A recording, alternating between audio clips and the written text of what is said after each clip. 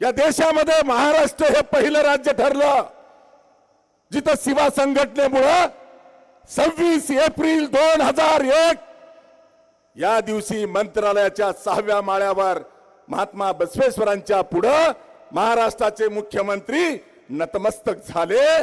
तो स्वाभिमानाचा दिवस या देशाने बघितला।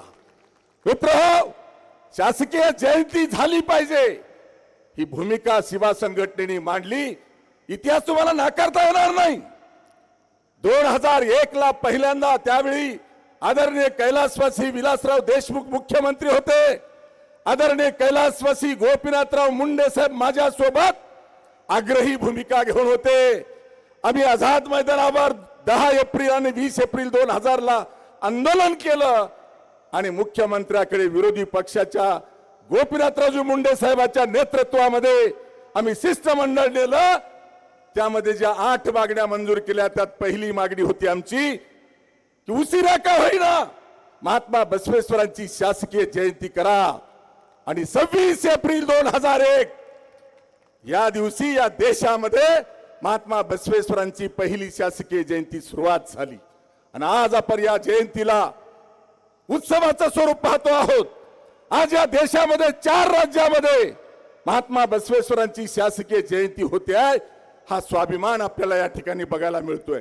आणि मुखेडचा पुतळा खरंच कौतुकास्पद आहे। तालुक्यात ज्या ज्या ठिकाणी पुतळे आहेत त्या पुतळ्यांच्या पैकी मुखेडचा पुतळ्याचा अग्रक्रमानं नाव वरच्या ठिकाणीच घ्यावं लागेल अशा प्रकारचा मी या ठिकाणी उल्लेख केला पाहिजे।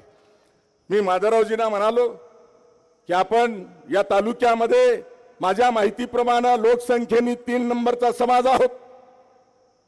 3 नंबरचा समाज असताना आपण एवढ्या मोठ्या ताकदीनं कोण्यातरी नेत्यासाठी पक्षासाठी सत्ताधाऱ्यांसाठी काम करत असताना शासकीय निधी का घेतला नाही त्यांनी फार समर्पक उत्तर दिलं। आता त्यांची भावना ही वेगळ्या प्रकारची आहे, परंतु मी आपल्याला सांगितलं पाहिजे अनेक ठिकाणी आपण पुतळे बसवतो आहोत। मी या वर्षीचा उल्लेख केला, नांदेडलाही केला। या वर्षी या महिन्याभरामध्ये माझ्या उपस्थितीमध्ये 10 पुतळ्याचं उद्घाटन आहे। उद्याच्या 2 तारखेला सुद्धा एक आहे, कासार बालकुंदेला सुद्धा आहे।